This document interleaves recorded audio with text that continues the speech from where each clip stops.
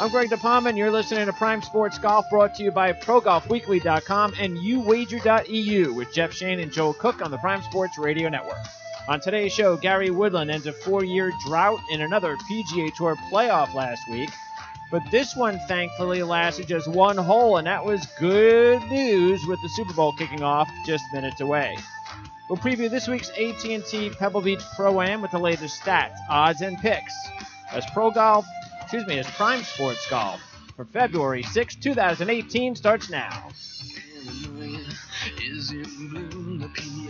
Transmissions will resume. Now try to push, try to keep us all down and hope that we will never see the truth around. All right, thanks again for joining us for another great week of golf coverage along with our partners at ProGolfWeekly.com. Make sure to follow us on Twitter at PrimeSN. You can receive our latest opinions and on-demand programming alerts, especially this show when it becomes available on demand. All right, first off, we want to welcome our newest sponsor to the show, one of the top sports books in the industry, uwager.eu. So if you're looking for somewhere to wager, get the fast, reliable payouts you're expecting out with the top sports books in the industry, just click on a uwager banner on the Prime Sports Network website and get started with wagering this week on Pebble Beach.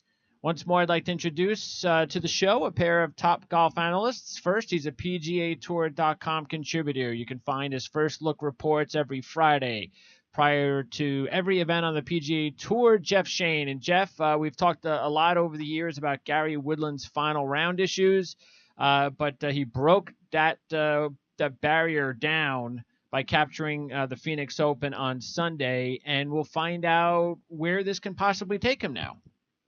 Well, and it was a good sight to see Gary Woodland back in the mix after injuries, frustration with injuries, and then all the personal issues, family issues that happened last year.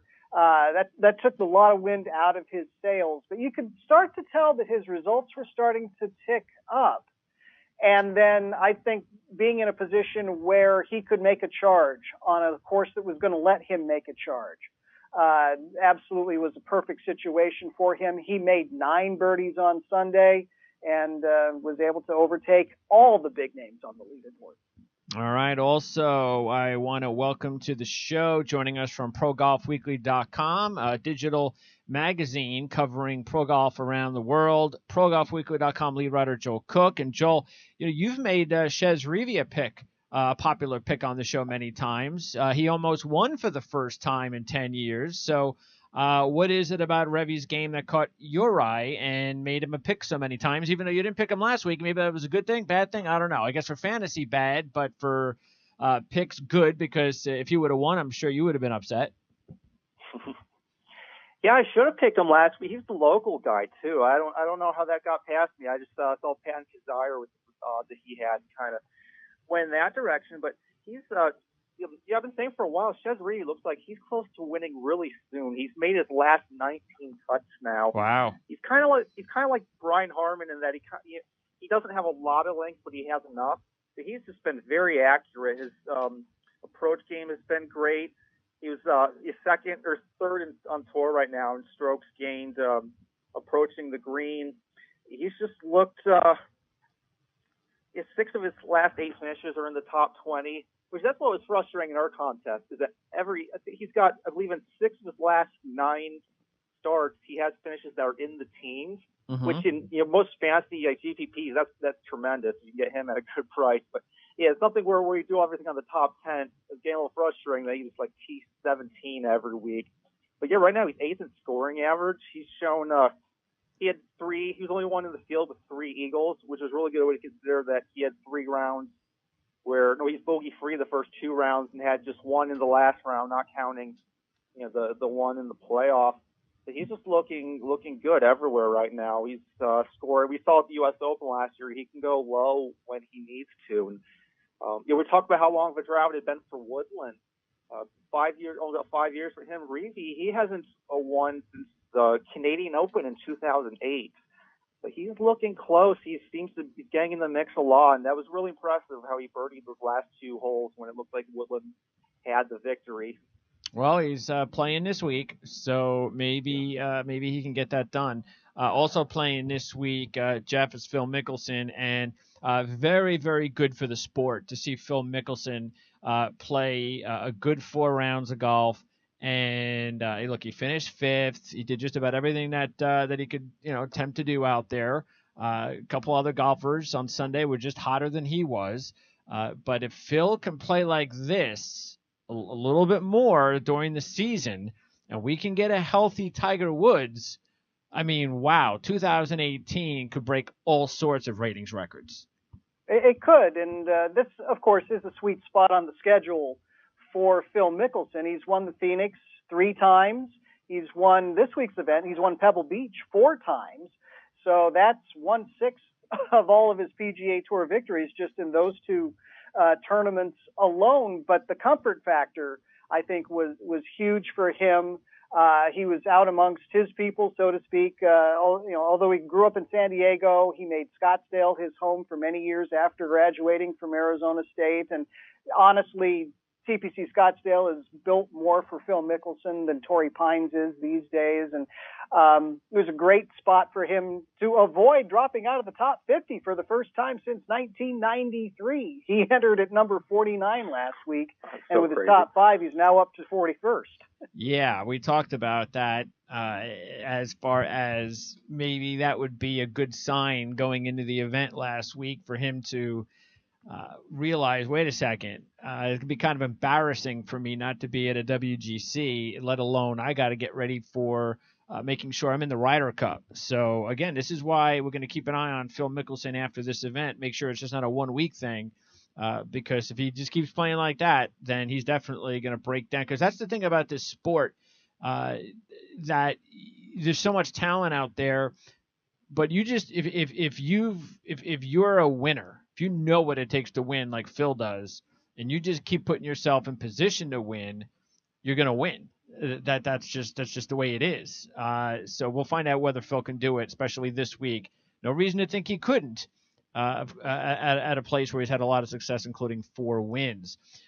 Ricky Fowler had a disappointing. Before I get to you, Joel, I know you picked Ricky as your top pick, Jeff, and he sure looked good going into the final round. But wow, very surprised about how Ricky played.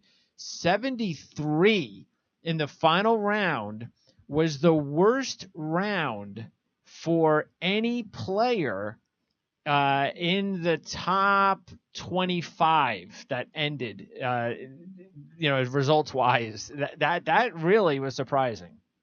It really was, especially considering the way he finished on Saturday. Birdie, birdie, birdie, got himself into the lead, was putting very well, looked like he was at least going to keep himself in the mix. And then Sunday, nothing fell for him, putting-wise. And I think the frustration got to him. I think he started pressing toward the end, and that's when the bogey train started for him. And you could just see that it took the wind out of his sails. And here's the disconcerting thing about Ricky Fowler is he does not seem to be a very good Sunday front runner. This was the 6th time that he has taken a 54-hole lead at a PGA Tour event. He has converted 1 of those 6. And so I think that he's much better. And it's kind of counterintuitive, but if he can chase, if he can be 1 or 2 shots off and get out to a hot start early, he seems to perform a heck of a lot better than he does in the final group. What do you think it is about Ricky's game, Joel? What is it? Is there a big difference that you can see between Ricky's game and some of the other stars that have broken through already? The Jason Days, the Spieths, the Thomases. Is there a difference besides anything mental in Ricky's game? Just something he doesn't have that those guys have? I mean, it's hard to tell. He seems to have one of the most well-rounded games on tour. He just got, especially those. When he got to the end there, 15, par 5, end up the 6 there. It seems to be mostly mentally to me. Okay. I know he putted pretty poorly for the week, and he wasn't hitting very many fairways, but a lot of the players there weren't. And I think it's mostly mental, but there was a little technical issues there too. Mostly he was just abysmal off the tees on Friday. You agree with that, Jeff? Mental? Is that it? It's starting to look that way, and I hate to jump to that conclusion quickly, but the stats are starting to speak for themselves. 1 out of 6. He closed with a really hot finish on Saturday, and all of a sudden it just wasn't working for him. And you have to ask, what was the difference between Saturday and Sunday? And it could be anything. You can sleep wrong and have a little twinge, and it changes your swing. But it's happened now 5 out of 6 times where he has not been able to convert a 54. And because look, we talked about this a few weeks ago about a lot of the national media over the last couple of years. This is Ricky's year. Oh, this is definitely Ricky's year. And the pressure that could be on him, whether he wants to admit that or not, or whether it is something that is a part of this. Again, I don't think it's fair. I think that he's just way too talented. I'd be shocked if 10 years later we're still going, this is going to be Ricky's year. He's the most disappointing player in the history of golf. I don't think that's going to happen. Eventually it'll happen. Maybe it'll happen when everybody gives up on him in a couple of years. Oh, I'm sick and tired of picking Ricky. Oh, no, I'm sick and tired. I've been fooled by this one too many times. And then Ricky goes out and wins 3 majors in a season. Kind of the next Sergio. Yeah, there you go. So who knows? Everybody's time frame is a little bit different. But that's the thing that I just wonder about, which is why I was concerned once again when I was here. As you know me, I've been doing this for all different sports, handicapping it for so many years. I'm sorry, I don't like it when my team or a player gets talked up a lot. To me, that's not a good thing. That to me, I know you could say a jinx or pressure. I think it's a bad sign. And not to say, look, it's a long season. It could change real quick. I mean, if Ricky goes through a spell here in the next month or so where he is disappointing, that's all it'll take. And the media will be sure to get on him. And maybe that's all it'll take for Ricky to get going again. But I don't know. It could be all coincidence. I'm sure it'll eventually happen. So I certainly hope he can break through, because a lot of people, I'm sure, will take him to win a major this year, no matter how much he may be struggling to close things out on Sunday. What about Beau Hossler? I know Jeff, you've taken Beau Hossler a bit. I don't know how many between the two of you have taken Hossler the most. I've taken Hossler a little bit. So he appears like he's getting close, Hossler. He really does. And I think that this is just a player who is less than 2 years out of college and had to come back from injury for whatever reasons. He did not go back to college after suffering the injury that he did in the semifinals of the NCAA championships. He elected during the fall to turn pro and worked his way through the mini tours and through Monday qualifying and sponsor exemptions to get on the web.com tour, to graduate from the web.com tour.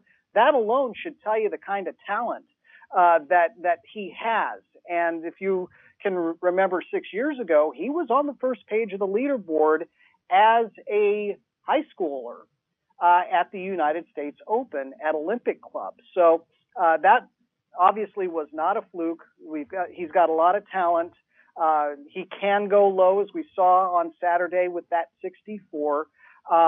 It's just a matter of getting into what works for him with all the travel, all the practice, as his stature grows, the sponsor responsibilities, all that comes with being a PGA Tour professional. All right. Now, this week, there are going to be some at Pebble Beach. We've got some players we haven't seen before on the PGA Tour this season, Joel, and that includes Rory McIlroy. So, I mean, has Rory McIlroy ever played this event before? He has not, surprisingly. I'm guessing he was probably there when they had in the 2010 U.S. Open, but those are always set up so different. It's really difficult to compare those. Yeah, but it's strange. I think it's kind of a strange tournament for him to pick as the first one back, but he's looking good in Europe. He apparently is healthy now, and he clearly definitely has the talent to do really well in the event. Well, I mean, what do you think, Jeff, in a situation where there's a lot of distractions, Pro-Am, 3 different golf courses, and never have played there before? Is that going to be like a really tough task for McIlroy, because he's back to playing as good as we've seen him play in a couple of years?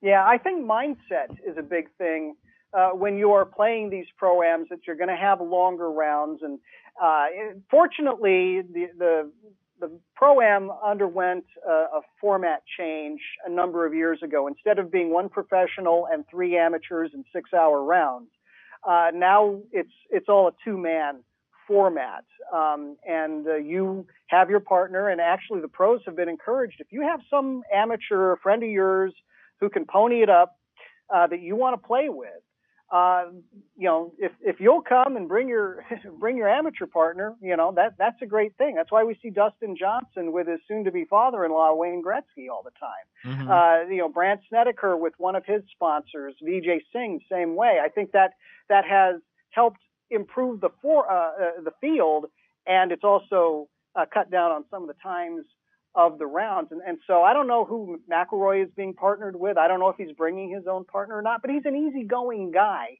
And so I don't think that part is going to get frustrating for him. And I think the reason that he picked this year to come to Pebble Beach is looking at next year when the United States Open is at Pebble Beach. Okay, that makes sense. Does anyone know who's paired with Ron anyway? He hasn't looked especially patient lately. That could be an issue, yes. Lately? Maybe his entire 2-year career that we've seen him out there, yeah. But it's working for him. Also, Adam Scott is going to be playing for the first time anywhere this year, right, Joel? This is the first time anybody's going to see Adam Scott? In 2018, yes. He played twice in the new season back in October. He was pretty terrible in both. He was 25th place in one start and then T50 in the other. Didn't record a single sub-70 round. And obviously, this could be a good course for him. He's a shot maker. He hasn't actually even played this tournament very much. Just once in 17 years. It was a T52 in 2010. It's kind of hard to depend on, but it's hard to tell. He's got to be pretty motivated after how poor last season went. He had his first season since 2002 without a top 5. Didn't make it through the FedEx Cup playoffs. It'll be interesting to see what he does this week. He definitely and he's now the candidate, by the way, who is trying to stay in the top 50. He's down to 43rd in the world rankings, and he's not been outside the top 50 since 2001. Actually, there's another now has a couple other players that are making their debuts in the U.S., Jeff, Paul Casey and Brendan Grace.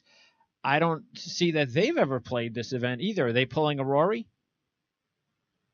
I think so. Now, Paul Casey probably has a little bit of experience at Pebble Beach, even though it may not be professionally. But remember that he's an Arizona State guy. He's played the Pac-10 courses, and certainly there are enough Pac-10 people that have enough pull that he would probably be able to get on Pebble Beach if he wanted. But I think it is the same type of philosophy. Is let's just, even though the conditions will be different February to June, it won't be Crosby weather. Let's just kind of get a look at the nuances of the course, get it scouted out a little bit ahead of time so that we don't have to do so much in 2019. Yeah, that makes sense. And by the way, 5 of the top 10 players in the world golf rankings, including the top 3 players, are here. So that's pretty awesome. You're going to get a lot of now. If you're going, oh great, Pebble Beach, it's going to be a lot of fun. Can't wait. I'm going to watch a lot of the top players. It seems like a good field. As we said last week, be patient for especially the first few days. You're going to see a lot of amateurs on TV. So you just got to be patient. They're also not going to probably, what is it? Is it Monterey where they usually don't show you live, or is it both? Or is it really only just Pebble Beach, Jeff, that we're going to see most of the action? Pebble Beach is where you're going to see most of the action. And I think what that may manifest itself is the celebrity groupings. Not every amateur is going to be known by you and me. But the celebrity groupings are going to be put into the rotation so that they play Saturday at Pebble Beach so that CBS can have its fun in its laps. So what may happen because of that is the Golf Channel's coverage on Thursday and Friday will be a little bit less celebrity oriented. I won't say completely devoid of celebrities, but there won't be that many of them playing at Pebble Beach where all the cables and all the cameras are. So if something's going on at Monterey Peninsula Country Club, if something's going on at Spyglass, they will have the capability to take some cameras out and show you what's going on. But you will not get the wall-to-wall coverage from those two courses like you will at Pebble Beach. Now, how's the weather? Do we have a weather forecast? Because it historically we've seen some bad weather there. So I don't know. I don't remember. I don't know if we've seen any bad weather there recently. But anything on the weather, guys? Anything? Actually, the weather is supposed to be very nice. It's supposed to be sunshine and temperatures in the 60s, and that would be 2 years in a row if that holds up. Okay, sounds good. And by the way, they have only been playing this rotation since 2010, so keep that in mind if you are really a stickler into exact rotations for these players on this golf course in this event. Monterey, Spyglass, and Pebble have been on the rotation together since 2010. And how about this trend, if you want to call it? And this, now we understand some of it because especially the American players used to dominate early in a lot of these tournaments until just recently. But still, I think it's very strange that this event has been held since 1937, and only 3 countries have ever won this event. Obviously, the U.S., 2 Australians, and VJ from Fiji. That's it. Isn't that a little strange, Jeff? A little bit. At the same time, I think with the rise of the Middle Eastern part of the European Tour schedule, which now has kind of planted itself in late January, but for a time was in February, and for a time was in March as they tried to figure out the best place for it as compared to the other tournaments on the European schedule. I think that precluded a lot of the European players from coming over and playing Pebble Beach. A lot of European players, even now, maybe not so much this year, because we see Rory McIlroy, we see Paul Casey, Justin Rose has come over in years past, but a lot of European players really wouldn't put much stock in the West Coast swing at all. And they would just say, let me get ready for Florida, let me show up at Doral, and my U.S. season will start there. And so I think that's kind of historically been the case, is that by and large, the West Coast swing was obviously American players, and then some from Australia that came over that were not European Tour members. But most of the European players would not jump into that early schedule as much as they do these days. All right. Is there anything about this golf course that we need to understand regarding the talent, the past champs? Dustin Johnson has won this thing a couple of times. Phil Mickelson has won this 4 times, as we mentioned. Jordan Spieth is the defending champ. Brandt Snedeker's won this event a couple of times. He's going to be here.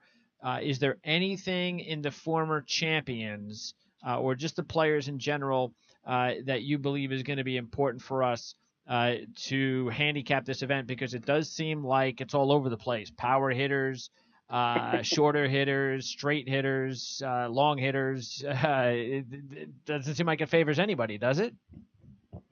Well, obviously, driving distance is not a determinant at all. But Pebble Beach, and to a lesser extent, Spyglass and Monterey, have the smallest greens on the PGA Tour. And what does that mean? That means that you've got to be very accurate with your approach shots. You're not going to see those situations where you put it on the green and it's 70 feet away and you've got to putt across the green. You're either going to get it close enough to be on the green, or you're going to be in the rough, or there's plenty of bunkering around the holes at Pebble Beach as well. And if you are not accurate with your approach shots, holes like number 8, number 7, those are the 2 that come to mind. Number 12, there's a 100-foot drop if you have a big miss. All right. Okay, so let's get into this thing now. As far as the odds are concerned, a little bit surprised that I got the first pick this week, right? That is correct. Okay. Now, I'm a little bit surprised that Dustin Johnson, not that he's a favorite, he's 6-1, but I'm a little bit surprised to see him. And I don't know. I haven't looked at. I guess you'll tell me, Joel, if these odds have changed as we go through the players. But he was almost almost double of John Rahm, Jason Day, and Rory McIlroy this morning. DJ was 6-1 with Rahm, Day, and McIlroy at 10-1, and Jordan Spieth at 11-1. So those are the five favorites that are separate from the field. But I'm kind of surprised to see DJ separated that much, as strong as his game is here, and it's very strong. He's got the 2 wins. He's got 3 top 5s in his last 4 here. And you can even go back to his last 6 where he's got 4 top 5s. So I get that. But John Rahm is red hot. Jason Day is coming off a win and plays well here. Rory couldn't be much hotter. Spieth's the defending champ. So aren't you surprised, Joel, that Dustin Johnson is that much of a favorite? Yeah, I thought. I'm seeing 5.5 to 1 right now. I think he should be the favorite. He's won several times recently. He's really hot. I definitely understand why he's the favorite, but yet double the odds of Rahm and Day is kind of surprising. You agree, Jeff? Is that surprising to you? The gap? I was surprised at the gap, absolutely. I think we also have to remember that the last time we saw Dustin Johnson, he was blitzing Kapalua by 8 shots. All right. I guess we could go with that. That might be that might be intimidating. But yeah, look, he's the favorite. He should be still. 6-1. That's an okay number, but that gives really good prices though for Rahm, Day, McIlroy, and Spieth. That's for sure. So we're all thankful that Dustin Johnson's here. As long as if we pick him and he wins, that wouldn't be a good thing. I mean, if we don't pick him and he wins, it wouldn't be a good thing. But if he does not win, then it really does benefit the rest of the field. So yeah, he's got one event on the PGA Tour this year, and that's the Century win in Hawaii to start the season. Then he went over to Abu Dhabi, finished 9th over there. So he's only played. He's fresh. He hasn't played a whole lot, and we'll see how things go here. And do you think he plays with Gretzky? Has he played with Gretzky before? He absolutely plays with Gretzky. That's his chosen partner, and they've matched up for, I want to say, the last 3 or 4 years at Pebble Beach. And so I would be stunned if I looked at the pairings and saw that he was playing with somebody else. Yeah, did they list these pairings anywhere? I've been looking for the last 5 minutes, and I can't find them anywhere. There's a few guys I was curious who they were with. The pairings. Oh, okay. They don't have the Pro-Am pairings yet? I haven't seen them. So the pairings are not out yet. A little surprised at that, but I do not see them either in the usual spot where I go to get pairings. All right, so let's go ahead. Part of the Tuesday, go into the Tuesday format, I suppose. All right, let's go ahead and get started. And I am going to, out of these 5 top players, as I mentioned, Dustin Johnson's record here. Rahm played here last year for the first time, finished 5th. That's a strong debut. Of course, he's coming off probably, I wouldn't say probably. He did, like Ricky Fowler. John Rahm did not play well on Sunday, so that was a disappointing 11th place finish. Jason Day, we'll see how hot Jason Day can be coming off the win. Is this the beginning of a new streak for Jason Day? He's got, I think he's got 4 top 10s here in his career, 2 top 5s in his last 3 straight top 11s. And then you got Rory, as we mentioned, a red-hot player with runner-ups in 2 of his last 4 worldwide. He hasn't won, though, worldwide since the Tour Championship in 2016, if you can believe that. And Jordan Spieth is the defending champ. But keep this in mind. If you were thinking of taking Jordan Spieth, he has never won. What does he have, 11 wins, I think? Something like that? He has never won, ever, when he's fouled up a miscut. Just keep that in mind. But Sooner or later, you think he'll win. That'll probably he's young enough. He'll break that spell one of these years. All right, I'm going to go ahead and take DJ. I'll make it simple. DJ is just too good here. He's in form.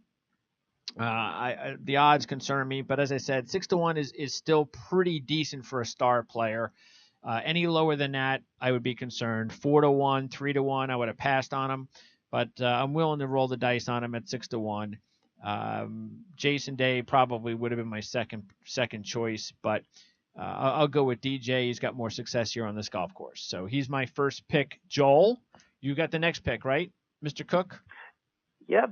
Actually, it looks like you were thinking the exact same way I was. I like DJ first, and Jason Day was the next closest one on there. I mean, the thing with him is I got to make sure my alternate is reliable. You never know when his back's going to flare up. That is true too.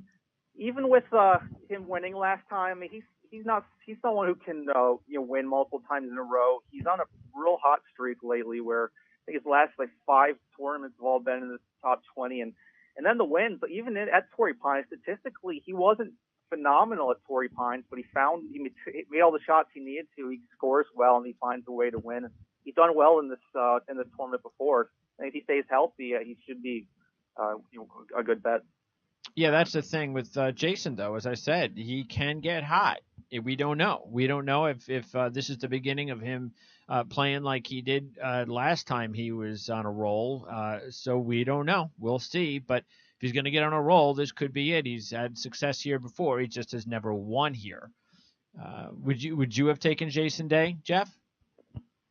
I was kind of iffy because of the back situation, although I think Jason is doing it well. He didn't go back-to-back events. He didn't go to Phoenix, so he had a week to rest, stretch, rehab, whatever he needs to do to get his back into good condition. I think that's definitely a plus on Jason's side.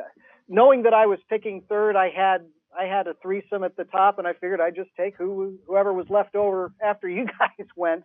And so that's going to be Rory McIlroy. He's close enough, and he's an outstanding iron player. And I think that the weather and the playing on the coastline and things like that, there's a lot of that in Ireland, and so it won't be that unfamiliar to Rory McIlroy. And just the way that he's come off the injury and has played extremely well. Yeah. Maybe this is the time that he breaks through, and he'll just do it on the PGA Tour instead of the European Tour. Yeah, not going to be easy to do it, being the situation and U.S. first time and Pro-Am and new course to him and all that. But he is playing great golf right now, and great players can win anywhere. So and in any condition. So Rory definitely is somebody, especially the way he's playing, and to get those odds, pretty good. All right, so 3 of the top 5 players in this event are off the board. Rahm and Spieth remain, but I'm going to pass on those 2, and I'm going to go ahead and take. I'm going to stick with the trend here, just the same trends and stats that made me go with DJ, and I'm going to go with another player that has a lot of success here and is coming off a nice performance. Phil Mickelson at 28-1, 4-time champ, runner-up just a couple of years ago to Vaughn Taylor. Bunch of other top 10s and top 5s here. So we'll see if Phil can keep it up. As you mentioned, Jeff, this is his time of year, and if he's gonna feel comfortable, this is definitely the time of year and the locale that he's going to get it done. So 28-1 is a big price, thankfully, and that's because we've got 5 superstars in the field. And by the way, Gary Woodland is sandwiched in between Spieth and Mickelson and Casey. Woodland 25-1, 5th here last year. Casey also at 28-1. But I'm going to go with Mickelson, Joel, as my second choice. And I know you took Mickelson last week, didn't you? Yes. All right. Yes, yeah, he did very well. I had a lot of I got a little bit of a cold streak last week. I felt bad on this show last week. I strongly was skeptical about why Charlie Beljean was even in the field, and he made the cut ahead of Wes Simpson and Jordan Spieth, who were my top 2 picks. Well, that's a little egg on my face for that. But there you go. Mickelson did go through. He was, I think he led the field in scrambling. He wasn't taking advantage of enough putts down on the final day until he got real close to the end. But he played solid. He would probably have been bogey free if he didn't have to go for the eagle too on that last hole and ended up in the church pew bunkers thing. That's true. Doesn't he seem like does he have a different putting style now? It seems like he's bent over more now. I don't know. I didn't recognize it. Jeff, have you noticed that at all? He's been using the claw grip for a couple of years now, so I know it's not the grip that may be doing that, but might he have adjusted his alignment by an inch or a couple inches? That's certainly a possibility. All right, Joel, who are you going to go with? Well, Speed can't putt at all right now, so I don't feel comfortable taking him. So I'm gonna go down. Actually, I'm gonna go down a little bit further too and take someone who is been playing the best golf of his life recently and has been good in this tournament before. That's Pat Perez at 33 and 1. He was tied 14th last year. He was tied T4 in 2015, T7 2014. A win in 3 top 5s in 5 events so far this year. Second in birdie average, third in driving accuracy, fifth in greens and regulations. Everything seems to be going well for him. I mean, I couldn't believe we didn't see him in Phoenix with him being a local guy. I thought he would have loved that, but I can understand wanting the rest coming back from Abu Dhabi. Yeah, Perez, I love 33 to 1. I love those odds on him. Yeah, Perez, West Coast guy, playing his best golf of his career, and again, very good results at this event, especially over the last 4 years. So he also has a runner-up all the way back in 2002 here. So yeah, why not take a stab at Pat Perez? He should definitely feel comfortable here at 33 to 1. Not a bad long shot play, mini long shot, not our official long shot, but somebody. Would you have looked at Perez this week yourself, Jeff? Absolutely. He was definitely on my list, if not for this round. And I was if things had been differently, Perez would have been at least in consideration for this round. But especially, I figured he was absolutely going to get snapped up by round 3. All right, Jeff, you're next. You got McIlroy as your top pick, and are you going to go after Spieth or Rahm, or do you have somebody else in mind? I'm gonna go with Rahm. He's following the same scheduling pattern as he did last year. Even though this is going to be his 4th consecutive event with a win already recorded, the fact that he was 5th on an unfamiliar course last year obviously bodes well. He is comfortable playing on West Coast courses, and despite nothing falling for him on Sunday, which was a theme for pretty much everybody except Gary Woodland and Chez Reavie, he's been playing consistently well, and it wouldn't take much to put him over the top. All right, sounds good. So John Rahm, because you said you were not going to take Rahm, right, Joel? I was definitely considering him there. It was a little uncomfortable. He's had struggles on the weekend. All of a sudden, he had that shot at number 1. He's but he's in contention every week. He's the most talented guy out there, and I don't think anyone would be shocked if he wins. He was definitely under consideration for me there. I just like Perez's form too much lately and his odds. If Rahm had been a little bit higher odds, I probably would have taken him second. Okay. All right. Let's take our third picks before our long shot plays. And I've got a few guys I like here before I go to my long shot. I'll tell you what, I'll take a guy that's had a little bit of success here before. He's coming off a strong week last week, and he's playing best probably golf that he's played in his entire career, especially since 2013. And that's somebody that Jeff has taken quite a bit over the last several months. That's Chesson Hadley at 45 to 1. So Hadley will be my third choice. Again, Hadley was 5th last week. He's got 2 10th place finishes here, so that's a good sign. And I think this is a good time to take him, and we'll find out. I mean, do you think Hadley? What kind of where's his plateau? How good of a player can Hadley be, Jeff? I think we still look at him, and justifiably so, as a streak player. When he's good, he's very, very good. But he gets into these ruts sometimes where he'll miss 4, 5, even 6 cuts in a row and wonder what the heck happened. And getting him out of that mindset has been an issue in the past. Now, maybe going back to the Web.com tour allowed him to kind of address that, but the talent is absolutely there. It's just that his history has been these wild swings from extremely good to extremely mediocre. All right, Joel, you're next. Dayan Perez, who's your third choice? Yeah, there's a few good options here, especially with Woodland House with how well he came back last week. But one guy I was really impressed with here, even though he actually has not played this event as often as I would have thought he would have. Matt Kuchar, I thought, looked really good last week. I mean, he almost had the shot of the tournament, almost acing that, coming with an inch of acing 16. That would have been incredible to see with the crowd, especially since the crowd's been getting more drunk and disorderly over time.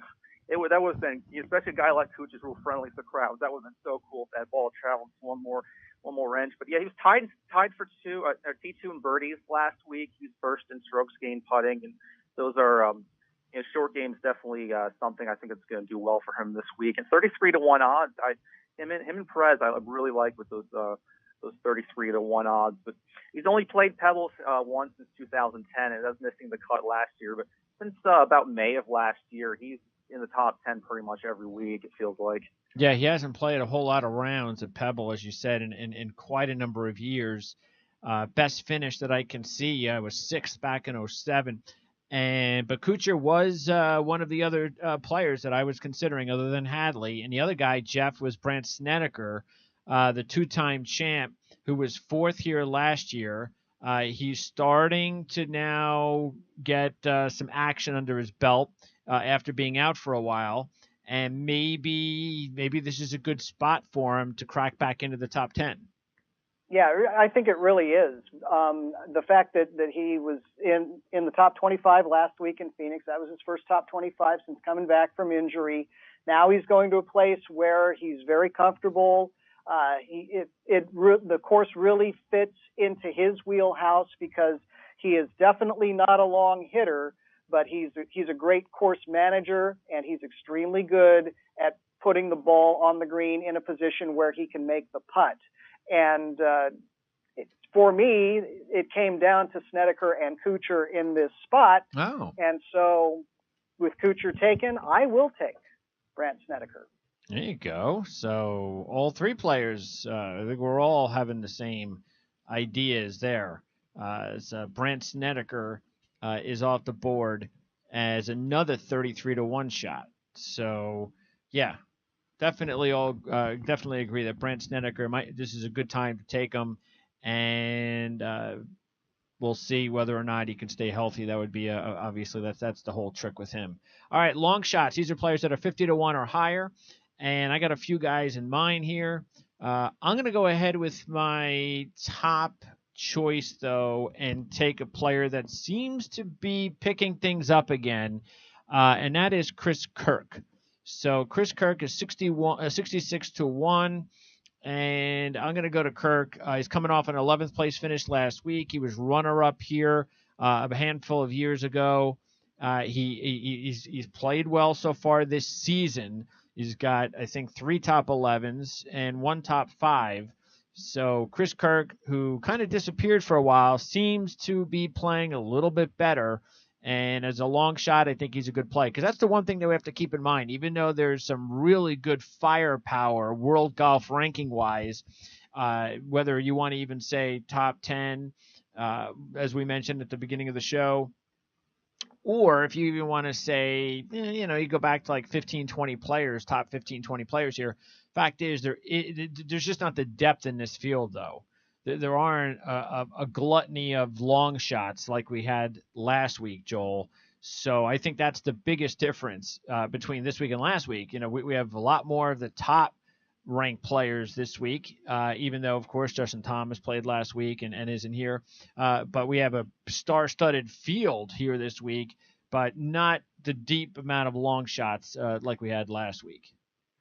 Yeah, that's kind of how I felt too. I mean, there are some very good ones in there, but for overall, like when I was going through the list of the field list, it seemed like, I mean, there was all these really, really great names, but I felt like I kept going through, but at least especially the first 4 rows alphabetically. It looked like a field for like the Reno Tahoe Open or something like that. There's a lot of players who haven't had success in a really long time, but it's very top heavy and not quite as many good ones in the middle there. I mean, there are some impressive looking ones, especially in the 66-1 range. A few, but yeah, it's not like last week where there was just a ton to pick from. All right, who are you going to go with? I am going to go. He's not have great history at this tournament. Has not played since 2014, but he is maybe the most talented guy who's got long odds. That's Rafa Cabrera Bello, 66-1.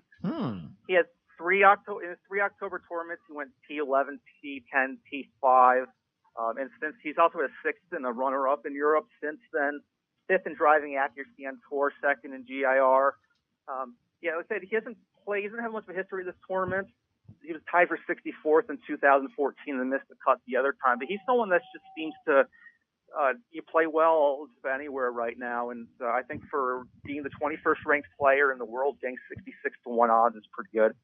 All right. Surprised me to go with Cabrera Bello, but he is, I mean, for a player that hasn't had a lot of experience here, unlike some of the other players that we're seeing for the first time in the States, he is getting good odds. All right. So, Jeff, what do you think about Kirk and Cabrera Bello? Kirk was definitely on my list. Again, because I'm third, in this week's rotation, I figure I better have 3 at every spot, and he was part of that. Cabrera Bello surprises me a little bit just because of the lack of experience and all of that. And maybe what really surprises me is the guy that has taken Chez Reavie the most often among the 3 of us passed on Chez Reavie coming off of runner-up performance in Phoenix. I don't know if he can do it 2 weeks in a row. We'll see, though. I wouldn't be surprised if he does. All right. Well, I'll take that chance. Okay. See, there you go. If you won't take him, I will. So I think his consistency has been the best it has been in probably 7 or 8 years, and there's probably a little fire in him. And I think his style, we talk about the consistency. He is an A, B, C, D player. Put it in the fairway. Put it on the green. Take a good run at a birdie putt most of the time. That fits what we're going to see at Pebble Beach. And even though his history at Pebble Beach really isn't all that good, right now he's playing extremely well. All right. So Chez Reavie off the board at 50-1. That'll wrap up our top long shots. Now, first alternates, in case any of these players, our top picks, do not tee it off on Thursday morning. And the players that are left from the non-long shot group include defending champ Jordan Spieth, last week's champ Gary Woodland, Paul Casey, Brendan Grace, Patrick Reed, and Patrick Cantlay. So those are the players that we can choose from, and I'm going to go ahead and take Patrick Reed at 35-1. Reed's he's been consistent. A lot of top 25s for Patrick Reed. He's got a lot of those even on this golf course. He does have a couple of top 10s. We just haven't seen Patrick Reed though on the leaderboard on Sundays with a chance to win very much over the last year and a half. I mean, not very much at all, Jeff. It's kind of surprising. He's got the talent, but maybe it just takes 1 week and it'll kind of get things going. Maybe, and it does seem, and I think that it's starting to develop into a pattern. He plays very well in even numbered years. He kind of eases off the gas pedal a little bit in odd numbered years. And that's because the evens are Ryder Cup years. All right, we'll keep that in mind. All right, so Reed is my first alternate at 35-1. Who are you going to go with, Joel, in case Day, Perez, or Kuchar cannot make it? Especially if Day's back goes decision. I was definitely looking at Reed there. I mean, Gary Woodland's a little hard to ignore since how well he played last week. Plus, He last year at this tournament he had 10 birdies in the final round to get to T spot, so he could get to 5th place. But and after that, that had to be such an emotionally draining win for him last week, and I had such a hard time seeing him do that again. I'm gonna go with even though he didn't actually played pretty poorly last week. Patrick Cantlay, he's played before, but he's got 3 top 15s in 4 events. He's usually a safe bet to make the cut. I think he's a decent backup to have since you never know if Day's going to withdraw. 35-1. He was 9th here 5 years ago. What were you saying before, Jeff? I was just saying, just in case Jason Day's back goes out. Oh, okay, yes, that is definitely a possibility. This is an important pick for Joel. Yes. So yeah, I just don't trust Spieth after I had him last week. It's hard for me to take him right now. All right. Well, again, keep in mind, it's kind of hard to take those low-numbered players as your alternates anyway, because you're only going to wind up with third pick money, which at 11-1, maybe it pretty much just barely. Well, I think you make it a little bit. It's better than losing. All right, so Jeff, if anything happens to Rory, Rahm, or Snedeker, who's your first alternate? Well, I was thinking about Spieth, just because it's hard to leave Jordan Spieth off the list. But, True. With the short odds, and the way that he's been kind of scuffling here of late, it doesn't make a whole lot of sense. So I'm gonna flip to Paul Casey in this spot, and see if his situation will allow him to do well this week. Yeah, absolutely. Why not? 28-1 is a good number for a player that, even though he hasn't played here, I don't know if he's ever played here before in this event. If he has, it's been a long time ago. But fact is, he's still doing a really good job. He goes out there and a lot of top 10s, top 15s. And as we've said before, it only takes 1 week, 1 round, and Paul might be able to get it done. So not bad, considering you only had a few alternate possibilities left. That's for sure. All right, I've got as my last pick and alternate long shot play. So if anything happens to Chris Kirk, and these are the 2 guys that were also on my list. Actually, I had 3, but these are my top 2 that are left. I had 2 others, but these are my top 2 that I have left, and I'm deciding between. So I'm going to go ahead and ask you guys to tell me who you would like. I know who I'm leaning towards. So I'm going between James Hahn and Bryson DeChambeau, Joel, both at 66-1. I'm leaning towards Hahn because of Hahn's experience on this golf course, as opposed to DeChambeau, who's only played here once and missed a cut last year, and we just don't know if he likes it. I mean, he's missed a cut, so we don't know. Maybe he's not comfortable in his conditions, but he's coming off a solid 5th place finish last week. But James Hahn, he's playing good golf. 11th last week. He had that runner-up playoff loss to Kazire not too long ago, and he was 3rd here 5 years ago, which is why I'm leaning towards Hahn. Well, for my long shot this week, I'm asking you, which one do you like, Joel, between Hahn and DeChambeau? Yes. Yeah, I'm getting to that. I said between the top 3 that I was going to betting and going in were Reeve, Curabeo, and DeChambeau. Okay. You do have DeChambeau in there. Okay. Yeah, I mean he was one of the ones I was closest to considering. Okay. I know he has another grace. James Hahn is just so inconsistent, unreliable from week to week. Sure. Mm-hmm. And DeChambeau, you could see him going on a streak, and he got that off to his tough start in the final round last week. They had 5 birdies over the final 7 holes. He's going to be coming in confident. Yeah. Between those 2, I would take DeChambeau. So I went. I have Hahn on my list too. I just don't trust him on a week-to-week basis. Yeah, that's the only thing, Jeff, is that there's no question who the more talented player is. It's just, again, horses for courses. That's something you always have to take into the equation as well. Plus, Hahn is playing some pretty good golf. Yeah, and both those guys are California guys.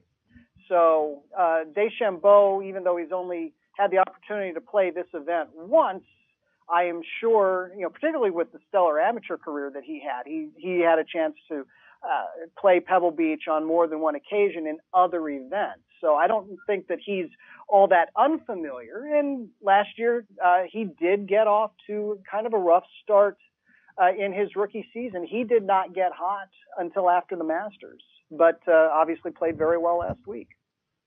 All right. So, and could there have been any amateur type of events that these guys could have played at Pebble? Absolutely. There's the California Amateur sometimes gets held up there. There is I forget the name of it, but there's another fairly prestigious amateur event on the calendar that plays at Pebble Beach. There's a fall event that Nathaniel Crosby Bing's son is now the host of, that is not a pro event. It's for top amateurs in the world. And so, yeah, these guys have had their experience. All right. I'm going to go ahead and stick with Hahn as my second alternate. Just need to see DeChambeau. I just want to make sure he's comfortable here. 3 rounds in the 70s last year in his first go-around. So, but we'll see. I still think he's obviously a very good choice. Does that mean, and I know DeChambeau's on your short list, Joel? Yeah, I mean, I probably should. If this was my first pick, I think I would definitely go with DeChambeau. I'm pretty close between him and one other guy. Who's that? It's Brian Gay. Brian Gay all the way down at 125 to 1. Yeah. I mean, he just had just 4 bogeys last week. He was second in the field in scrambling and finished in the top 10. And as my alternate, to get those kind of odds with how well he's been playing, I think I'm gonna go that route. With Brian Gay. Oh, yes. Yeah, I was thinking about Gay too as a deep long shot at, like you said, 125 to 1. He's been okay here, a couple top 20s, but 9th last time out and 3rd about 4 events ago for Brian Gay. So he's playing pretty good golf, making some cuts, and he is a big number there at 125 to 1. All right, Jeff. So you've got your own board to choose from. I mean, a couple of other players that I was thinking about. I was thinking about Kevin Chappell. I know he doesn't have a great career here, but he was 6th year in 09. He's playing pretty good golf. Definitely Hostler. We talked about him earlier in the show. But like DeChambeau, he's only missed a cut here last year, and that's it. I was thinking about maybe as a long shot, why not Nick Watney? You know, Nick Watney is starting to make cuts again, and he was runner-up here a couple of years ago and 14th last year, and he wasn't playing particularly well. He likes this golf course, Nick Watney, and Watney at 100 to 1. What about you, Jeff, as your final long shot pick? Who's it down to? Yeah, all of those guys were guys that I was considering, and I'll throw in, he's not my pick, but I'll throw in Matt Jones, who seems to play very well at Pebble Beach as well. But I have now I've managed to scratch out DeChambeau's name from under Joel, because I already had him penciled in, and I'm going to put him under my name instead. Okay. I think DeChambeau is playing a lot more consistently now. I think if not DeChambeau, I was going to go with Bo Hostler. Okay. Well, then maybe it'll be DeChambeau and Revy in a playoff. There you go. And that'll make Joel happy. That would figure, because last week I had Woodland the week before, and I've taken Revy like a million times. I'm taking these guys too early. Well, you'll get it right. You're in a drought now, Joel. How's it feel to be in a drought? Not good. I thought Phil might come through for me, but it's really frustrating that Webb Simpson and Jordan Spieth did so little last. I thought he'd well get those two with my first 2 picks, and neither of them showed up. Yeah, that was surprising, definitely. All right, any other players you guys like this week? Taking a look around here, J.B. Holmes likes the golf course. He's had a pretty good history, been runner-up here before. He's at 66 to 1. By the way, Adam Scott is at 50 to 1. Bubba Watson was 40th last week. He is at 80 to 1. Graham McDowell's here, but he's missed 3 consecutive cuts worldwide, so he has not played well for the last few years. 2014 champ Jimmy Walker's here, but he is still way off his game. And anybody else that you guys like? So what do you think? Jeff, anybody else out there?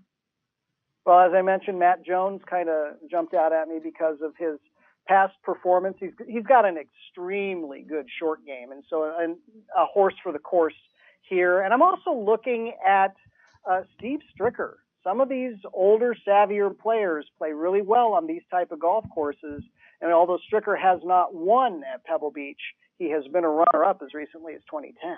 Joel, anyone else?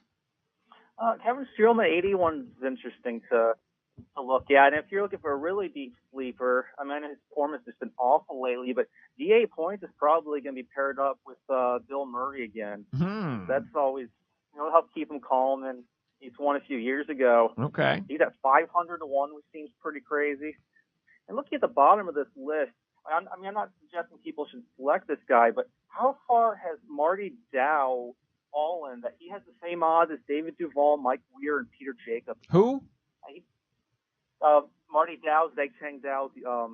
He won a Live.com event last year and got his cards through there. Okay. So I think it's crazy that to have him in the same thing as Duval, Weir, and Jacobs thing, because no one thinks any of them are going to make the cut. I don't know. Yeah, I think at that point though, it's just name recognition, and everybody's still kind of getting used to these new rookies on tour. It surprises me that Peter Jacobson is still in this field. And when I first saw his name on the list, I thought that can't be right. But 41 years actually, after his Pebble Beach debut, he's teeing it up here for the first time in a decade. Okay, wow. Nobody will be betting him though, that's for sure. But not likely. And I'm sure he's got an amateur partner that has been dying to play this event, and Peter said, "Okay, I'll play one more time, kind of mark 4 decades of doing this event." But, sure, why not? Hey, he can do it as a past Pebble champion. Beach, for crying out loud. Yeah. All right. I'm really hoping that whoever's paired up with Tony Romo misses the cut so that they bring him in for their 4th round coverage. That would be really cool.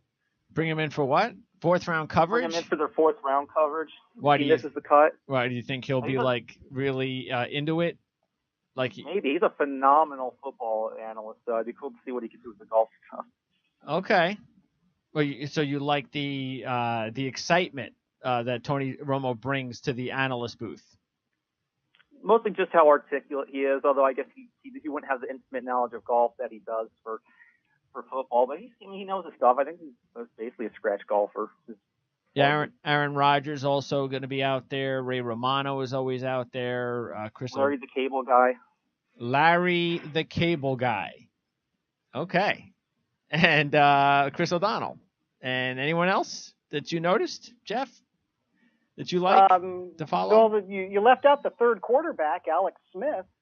Yeah, I now did. of the Redskins. So Wayne and Gretzky. Larry Fitzgerald is around to catch spirals, and Gretzky is on the list.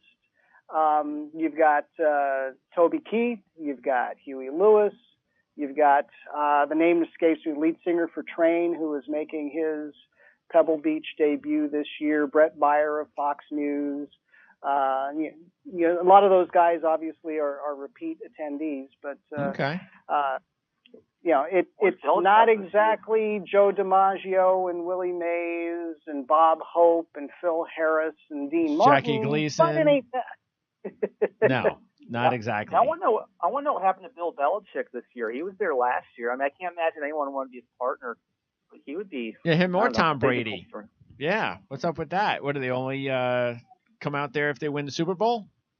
Actually, I think it's the other way around. I think that because of the logistics and commitment, and obviously if the Patriots had won, there'd be a parade involved. The timing just doesn't work when the Patriots play in the Super Bowl. Now, if the Patriots had fallen short of the Super Bowl, I think we would have seen Brady and Belichick. What did you say, Joel? I said Belichick was there last year, though, wasn't he? I don't know. Was he? I'd have to go back to check. Thought he was. I have him listed in my primer. Maybe he wants nothing to do with if he was supposed to play. Maybe he canceled. Maybe I want nothing to do with that. After the way that game went, and of course, it's funny how the media in New England and maybe even some of the fans can turn even on Bill Belichick. Poor fans. with all those Super Bowl Yeah. wins. I feel sorry for them. Not. Okay, so, Joel, before I say goodbye, you've got your ranking. You ranked the field, of course. You got that report at ProGolfWeekly.com available. You have your storylines. And some of your storylines are on some of the players making their debut here in the States, including Adam Scott making his 2018 debut, period, and also something on Phil Mickelson, right? Yeah, and also we didn't talk much about Brandon Grace during this test. He's another one to be making his debut that week. He's on one of my storylines. I also get into Phil a little more just because since he's always such a staple here, and he's got 4 wins. But yeah, it's definitely good time to check out the site. I've got my top 10 rankings expanded a bit there, but yeah, it's ProGolfWeekly.com, best in social media, one-stop web portal for all golf tours worldwide. And also follow me at Joel J. Cook on Twitter, latest updates, commentary, and then we'll be here next week for Tiger's next tournament. Yeah, awesome. Can't wait. Tiger next week. Joel, appreciate it. Enjoy the golf. We'll talk to you on Tuesday. Yeah, thank you. Thank you. That's Joel Cook, ProGolfWeekly.com. And before I let you go, Jeff, you got the Around the Tours report at PrimeSportsNetwork.com's website available. Stories including Julie Inkster making history at the Solheim Cup. The golf injuries, you got a statistical analysis report on that. You've got Suzanne Pedersen, Donald Trump, and fake news. So that's interesting. Also, last week's results on the European Tour and this week's events, including the European Tour event in Australia. I did want to ask you about that event last week with the Indian star. I guess he's a star now, winning 2 of his last 4 events. And by the way, Indian, dots, not feathers. So, Jeff, what do you think about is this kid? Is this somebody to look out for? It apparently is, because you read some of the comments from some of the European Tour players, and the kid is 21 years old, so he's in that age range. But was one of those that picked up the game early on and has been a real study at the game, and has finally started to make his presence known. But he is now past Anirban Lahiri as the highest ranked player from India in the world rankings. He's up to number 72 in the world with 2 wins in his last 4 starts. Okay. And just scratching the surface, apparently. And he's such a study of the game. I found this really interesting, that if he's not in contention on Sunday, he'll finish his round, sign his card, go back to the locker room, grab a quick bite, and then go out to the golf course again and walk the golf course with the final group to see if he can pick up any sort of information or pointers that will help him in his game. So, like I say, everybody on that tour is saying very high things, and we actually should give the guy's name, right? Shubhankar Sharma. Shubhankar Sharma. I was leaving that to you, by the way. So okay, yeah. He's up to number 72 in the world. Now, what does that mean, though, by being the top Indian? Does that mean that will that give him a leg up on Lahiri in any events? Not necessarily. I just think it's an indicator of maybe where Indian golf is starting to come, and let's acknowledge that is the second most populous country in the world. And even though they've got all sorts of issues with poverty and the caste system and things like that, for those that have the ability to take up the game, that's a big population to draw from. We've seen Lahiri emerge in the last few years. Arjun Atwal is of Indian descent. His family emigrated to Long Island when he was a kid, but he is the only Indian player to win on the PGA Tour.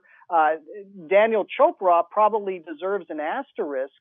He is officially Sweden, but one of his parents is from India. So you can start to see a little bit of that emerging as players like Atwal and Lahiri start to have success there are more youngsters in India that say, well, maybe that game is for me if I can convince somebody to let me onto a golf course. And the name escapes me, but there's an emerging LPGA player from India as well.